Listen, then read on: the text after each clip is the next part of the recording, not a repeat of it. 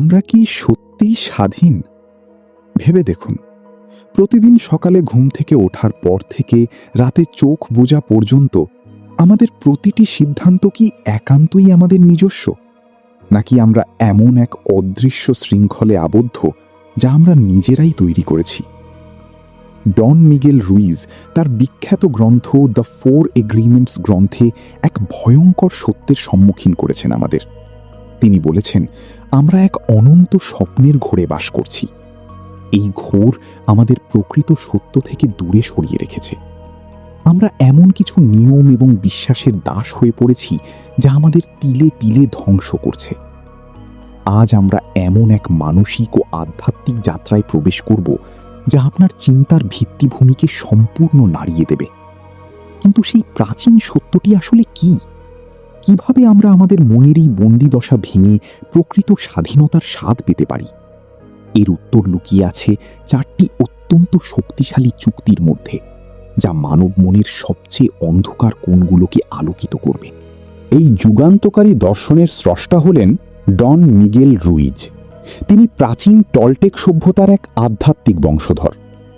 আধুনিক চিকিৎসাবিজ্ঞানে একজন দক্ষ শল্য চিকিৎসক হিসেবে কর্মজীবন শুরু করলেও একটি ভয়াবহ গাড়ি দুর্ঘটনা তার জীবনের গতিপথ চিরতরে বদলে দেয়।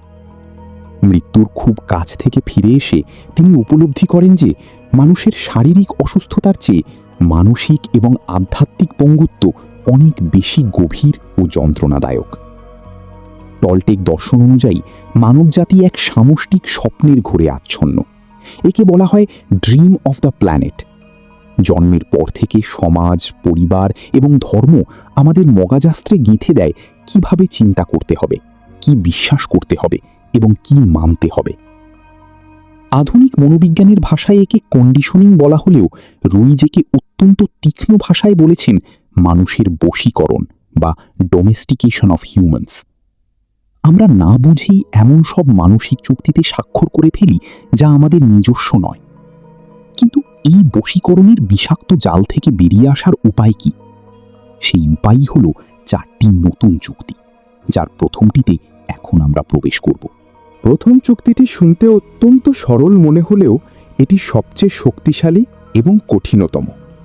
B impeccable with your word, অর্থাৎ নিজের শব্দের প্রতি সৎ এবং নিখুঁত থাকুন। শব্দ কেবল কিছু ধ্বনি বা বর্ণমালার সমষ্টি নয়, এটি সেই অসীম শক্তি যা দিয়ে আপনি আপনার জীবনের বাস্তবতা নির্মাণ করেন। আধুনিক মনোবিজ্ঞানে যাকে সেলফ ফুলফিলিং প্রফেসি বলা হয়, এটি তারই এক প্রাচীন ও গভীর রূপ। আমরা যখন অন্যকে বিচার করি, সমালোচনা করি বা নিজের সম্পর্কে নেতিবাচক কথা বলি, তখন আমরা আসলে এক ধরনের ধ্বংসাত্মক কালো জাদু প্রয়োগ করি। আপনি যখন নিজেকে বলেন যে আপনি ব্যর্থ, তখন সেই শব্দ আপনার অবচেতন মনে একটি বিষাক্ত বীজ বপন করে, যা ধীরে ধীরে মহীরুহে পরিণত হয়। রুইজ আমাদের স্মরণ করিয়ে দেন যে শব্দের ব্যবহার হওয়া উচিত কেবল সত্য এবং প্রেমের বাহন হিসেবে। শব্দের এই শুদ্ধতা কিভাবে আমাদের মানসিক কাঠামোগুলোকে ভেঙে দেয় তা বোঝা অত্যন্ত জরুরি, কারণ শব্দের আঘাতই আমাদের অহংকে সংবেদনশীল করে তোলে এবং আমাদের দ্বিতীয় চুক্তির দিকে ঠেলে দেয়। আমাদের দৈনন্দিন মানসিক যন্ত্রণার অন্যতম প্রধান কারণ হল সবকিছুকে ব্যক্তিগত স্তরে গ্রহণ করা। ডন মিগেল রুইজের দ্বিতীয় চুক্তি হল ডোন্ট টেক এনিথিং পার্সোনালি। কোনো কিছুকেই ব্যক্তিগতভাবে নেবেন না। আমরা প্রত্যেকেই এক গভীর আত্মকেন্দ্রিকতার শিকার। আমরা অবচেতনভাবে বিশ্বাস করি যে পৃথিবীর সবকিছুই আমাদের কেন্দ্র করে আবর্তিত হচ্ছে। একে বলা হয় পার্সোনাল ইম্পর্টেন্স। কিন্তু চরম মনস্তাত্ত্বিক সত্যটি হল, অন্য মানুষ আপনার সম্পর্কে যা বলে বা যা করে তার কোনোটিই আপনার জন্য নয়। তা সম্পূর্ণভাবে তাদের নিজস্ব স্বপ্নের, নিজস্ব বিশ্বাসের এবং নিজস্ব মানসিক অবস্থার প্রতিফলন মাত্র। একজন ব্যক্তি যখন আপনাকে অপমান করে, তখন সে আসলে নিজের ভেতরের ক্ষোভ ও নিরাপত্তাহীনতারই বহিঃপ্রকাশ ঘটায়। ক্লিনিক্যাল সাইকোলজিতে একে প্রজেকশন বলা হয়। অন্যের বিষাক্ত আবেগ বা ধারণাকে নিজের মনে স্থান দেওয়া মানে অন্যের আবর্জনা নিজের ঘরে জমিয়ে রাখা। যখন আপনি অন্যদের মতামতকে ব্যক্তিগতভাবে নেওয়া বন্ধ করেন, তখন আপনি এক অভাবনীয় মানসিক স্বাধীনতা লাভ করেন। কিন্তু আমরা কেন এই ব্যক্তিগতকরণের ফাঁদে এত সহজে পা দিই? কারণ আমরা প্রতিনিয়ত এক ভ্রান্ত অনুমানের মায়াজালে বাস করি। তৃতীয় চুক্তিটি আমাদের চিন্তন প্রক্রিয়ার এক ভয়ঙ্কর ত্রুটির দিকে আলোকপাত করে।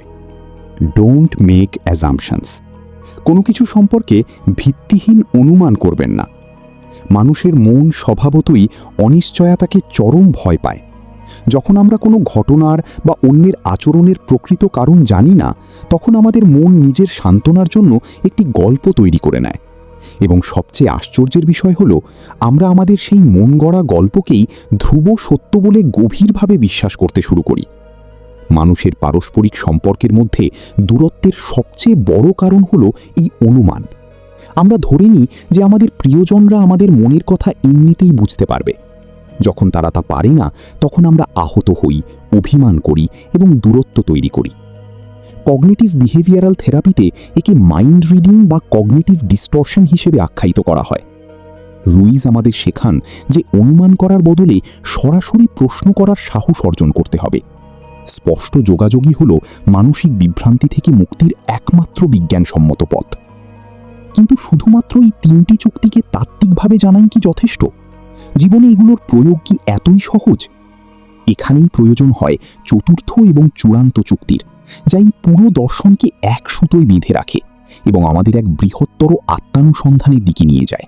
চতুর্থ চুক্তিটি হল পূর্ববর্তী 3টি চুক্তির প্রাণভোমরা এবং চালিকা শক্তি। অলওয়েজ ডু ইয়োর বেস্ট, অর্থাৎ সর্বদা নিজের সেরাটি দেওয়ার চেষ্টা করুন। কিন্তু এই সেরা কথাটির অর্থ অত্যন্ত আপেক্ষিক এবং পরিবর্তনশীল। শারীরিক এবং মানসিক অবস্থার উপর ভিত্তি করে প্রতিদিন, এমনকি প্রতি মুহূর্তে আপনার সেরার মাত্রা পরিবর্তিত হয়। আপনি যখন সম্পূর্ণ সুস্থ এবং আনন্দিত থাকেন তখনকার সেরা, আর যখন আপনি ক্লান্ত বা বিষণ্ণ থাকেন তখনকার সেরা কখনোই এক হতে পারে না।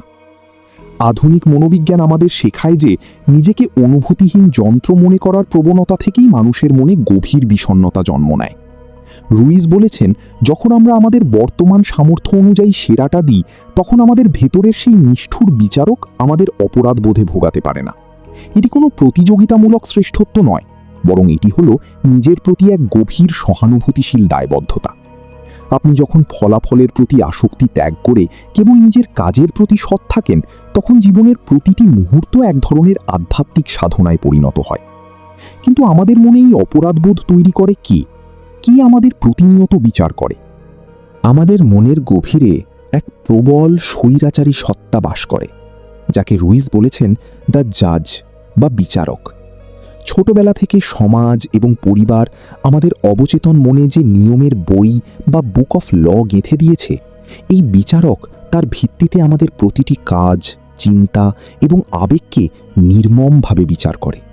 যখনই আমরা সেই অলিক নিয়মের বাইরে পা ফেলি, এই বিচারক আমাদের দোষী সাব্যস্ত করে এবং আমাদের মনে ভয়ঙ্কর অপরাধবোধ সৃষ্টি করে।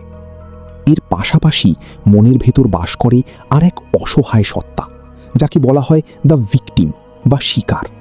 এই সত্তা সেই বিচারকের দেওয়া সমস্ত শাস্তি মাথা পেতে গ্রহণ করে এবং বিশ্বাস করতে শুরু করে যে সে সত্যিই অযোগ্য এবং ভালোবাসা পাওয়ার অনুপযুক্ত। ফ্রয়েডীয় মনোবিজ্ঞানে যাকে সুপারইগো বলা হয়, এটি তারই এক ধ্বংসাত্মক রূপ।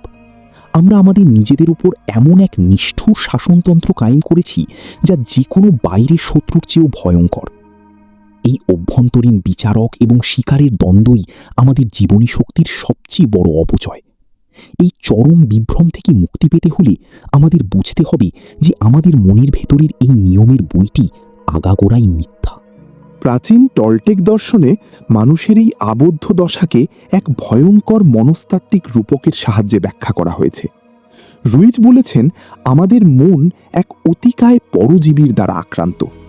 এই পরজীবী আর কিছুই নয়, এটি হলো আমাদের মনের সেই সমস্ত নেতিবাচক বিশ্বাস এবং ভয় যা আমাদের মানসিক শক্তিকে প্রতিদিন শুষে নেয়। জীববিজ্ঞানে একটি পরজীবী যেমন তার আশ্রয়দাতাকে ধীরে ধীরে নিঃশেষ করে দেয়, আমাদের অবচেতন মনের ভিতরের এই পরজীবীও ঠিক একইভাবে আমাদের আনন্দ এবং মানসিক শান্তি ধ্বংস করে। এই পরজীবীর প্রধান খাদ্য হল আমাদের নেতিবাচক আবেগ। রাগ, অভিমান, ঘৃণা, হতাশা এবং অপরাধবোধের মাধ্যমে এই পরজীবী বেঁচে থাকে এবং ক্রমাগত বৃদ্ধি পায়।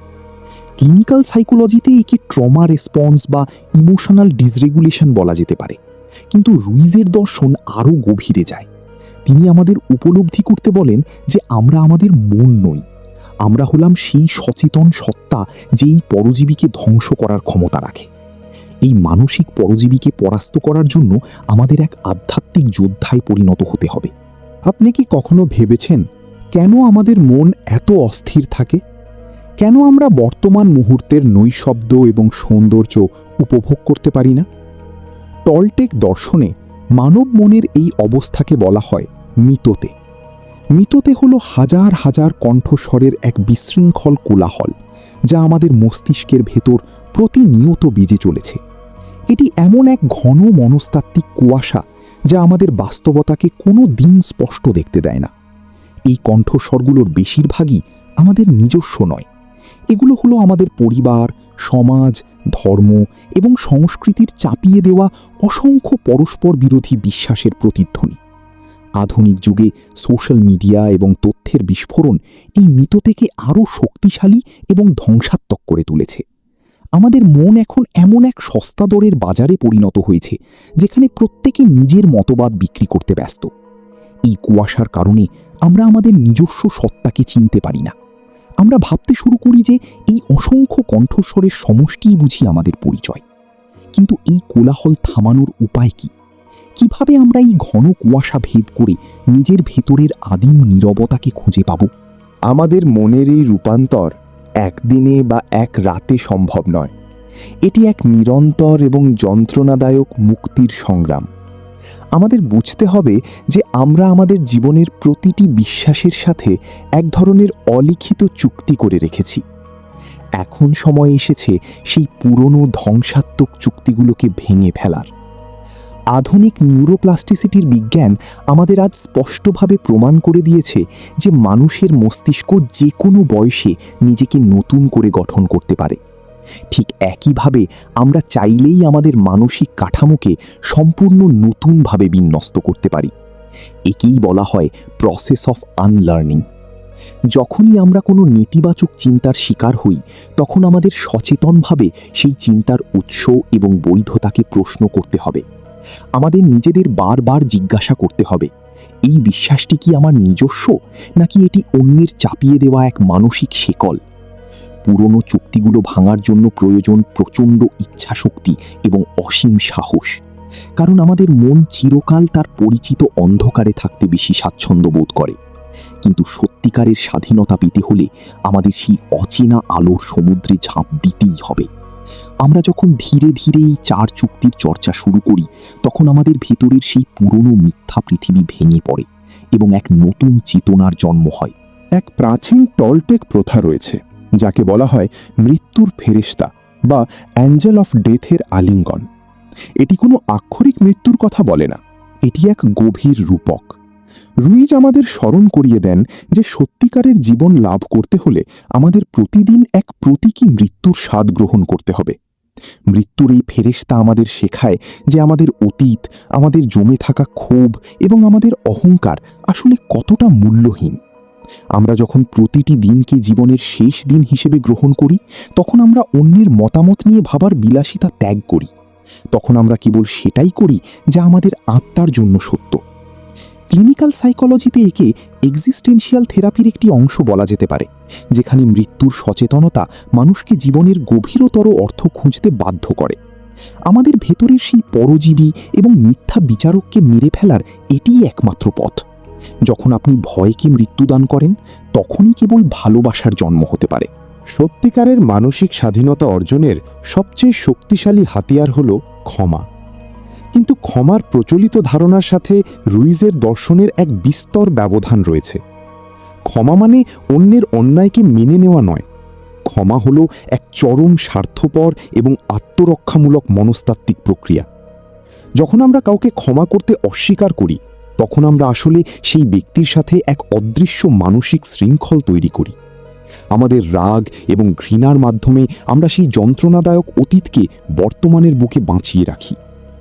রুইজ বলেছেন, আপনাকে অন্যদের ক্ষমা করতে হবে, কারণ আপনি নিজে মানসিক শান্তির দাবিদার। অন্যকে ক্ষমা করার মাধ্যমে আপনি সেই আবেগীয় নারীর সংযোগ ছিন্ন করেন যা আপনাকে আপনার অতীতের সাথে বেঁধে রেখেছে। কিন্তু সবচেয়ে কঠিন ক্ষমা কোনটি জানেন? সেটি হলো নিজেকে ক্ষমা করা।